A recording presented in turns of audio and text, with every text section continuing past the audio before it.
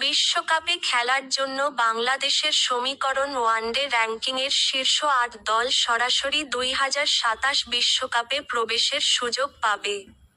এছাড়াও, ৩ স্বাগতিক দল, দক্ষিণ আফ্রিকা, জিম্বাবুয়ে এবং নামিবিয়াও সরাসরি খেলবে।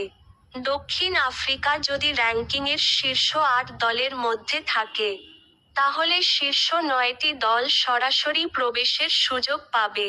সেক্ষেত্রে বাংলাদেশকে অন্তত শীর্ষ ৯টির মধ্যে থাকতে হবে। কয়েক বছর আগে, বাংলাদেশ ওয়ানডেতে বিশ্বের যেকোনো দলের সাথে প্রতিদ্বন্দ্বিতা করত।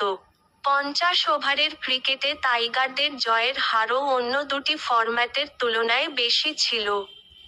তবে, এখন বাংলাদেশ সেই ওয়ানডেতে জয়ের কথা ভুলে গেছে। ধারাবাহিক হারের সাথে সাথে, পরবর্তী বিশ্বকাপে সরাসরি খেলার চিন্তাও তৈরি হয়েছে। বাংলাদেশ বর্তমানে ৭৬ রেটিং পয়েন্ট নিয়ে ১০ম স্থানে রয়েছে। বাংলাদেশের উপরে রয়েছে ওয়েস্ট ইন্ডিজ, নবম, ৮০ রেটিং পয়েন্ট নিয়ে এবং ইংল্যান্ড, অষ্টম, ৮৮ রেটিং পয়েন্ট নিয়ে।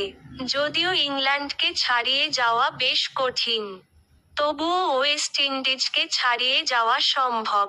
কাগজে কলমে এটা সম্ভব হলেও সমীকরণটা খুবই কঠিন। আফগানিস্তান সিরিজের পর বাংলাদেশ এই মাসে ওয়েস্ট ইন্ডিজের বিপক্ষে সিরিজ খেলবে।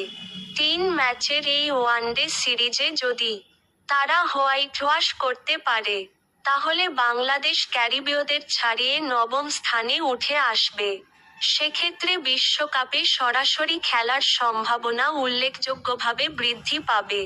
তবে, ওয়েস্ট ইন্ডিজ এখনও অন্যান্য দলের বিরুদ্ধে আরও বেশ কয়েকটি ম্যাচ খেলবে। যদি তারা ওই ম্যাচগুলিতে ভালো করে, তাহলে তারা আবার বাংলাদেশের শীর্ষে উঠে আসবে।